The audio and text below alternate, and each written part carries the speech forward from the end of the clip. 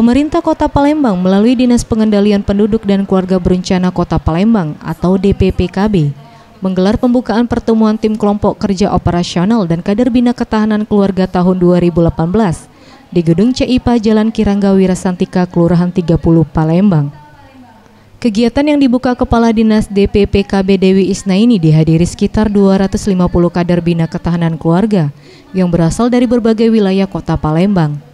Dalam sambutannya, Kepala Dinas DPPKB Dewi Isna ini mengatakan, kegiatan ini bertujuan untuk memberikan pemahaman dan wawasan kepada semua kader bina ketahanan keluarga untuk meningkatkan keterampilan dalam hal pembinaan balita, remaja, serta lansia dengan harapan dapat mewujudkan peningkatan kesejahteraan dan ketahanan keluarga. Tujuan untuk memberikan pemahaman dan wawasan kepada para peserta tentang pentingnya pengetahuan pembinaan balita dan remaja serta keluarga lansia maupun orang tua dalam mengasuh dan membina tumbuh kembang anak, remaja maupun lansia.